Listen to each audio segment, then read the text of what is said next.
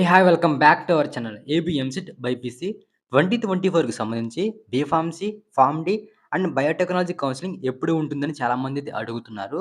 B Pharmacy, pharm D, biotechnology సంబంధించి ఒక official update అయితే రావడం జరిగిందనమాట. ఆ డీటెయిల్స్ అన్నీ డీటెయిల్‌గా చూద్దాం. దానికన్నా ముందు ఇలాంటి లేటెస్ట్ అప్డేట్స్ కోసం మన ఛానల్‌ని సబ్స్క్రైబ్ చేసుకోండి. అండ్ అలానే B pharmacy top colleges and pharm D top colleges and biotechnology top colleges యొక్క కట్ ఆఫ్ ర్యాంక్స్ అంటే మీకు ఎంత ర్యాంక్ వస్తే ఫ్రీ సీట్ వస్తుంది. అండ్ ఎంత ర్యాంక్ వస్తే ప్రైవేట్ కాలేజెస్‌లో సీట్ వస్తుంది.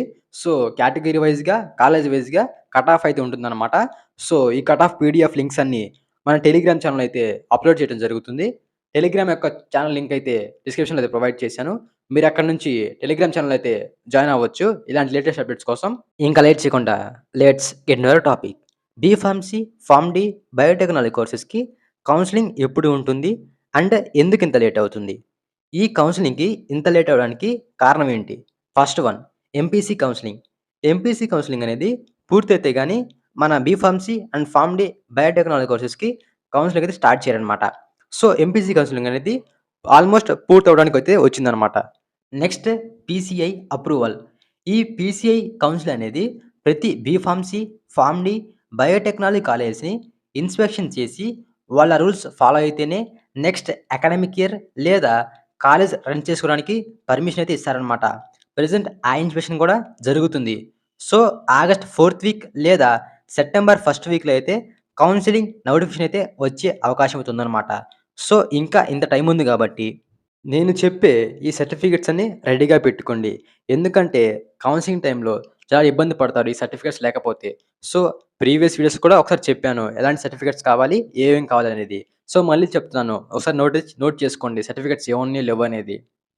సో, ఒక సర్టిఫికేట్ లేకపోయినా మీకు సీట్ అయితే రాదనమాట. సో, ఇంకా లిస్ట్ అయితే చూద్దాం. AP EAMCET rank card, AP EAMCET hall ticket, Aadhaar card. Aadhaar card అనేది అప్డేట్ చేయించుకోండి అనమాట. ఫొటోస్ ఏమైనా మీకు పాతవి ఉంటే కొత్తగా అప్డేట్ చేయించుకోండి. ఆధార్ కార్డ్ అయితే టైం ఉంది కాబట్టి. SSC marks memo, inter marks memo, 6th నుండి ఇంటర్ దాకా బోనఫైడ్ సర్టిఫికేట్స్ అనమాట. ఆ తర్వాత టీసీ, ఆ తర్వాత ఓసీ కేటగిరీ వారికి ఈడబ్ల్యూ సర్టిఫికేట్ అయితే ఉండాలి. సో, ఎవరైతే ఎలిజిబుల్ ఉంటారో వాళ్ళైతే ఈ సర్టిఫికేట్ రెడీగా పెట్టుకోండి.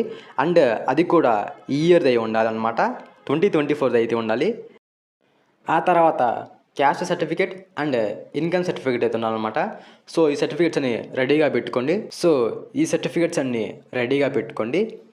లేటెస్ట్ అప్డేట్స్ కోసం మన ఛానల్ సబ్స్క్రైబ్ చేసుకోండి. అండ్ అలానే టెలిగ్రామ్ ఛానల్ కూడా జాయిన్ అవ్వండి. వీడియో యూస్ఫుల్ అనిపిస్తే లైక్ చేయండి, షేర్ చేయండి. Thank you for watching.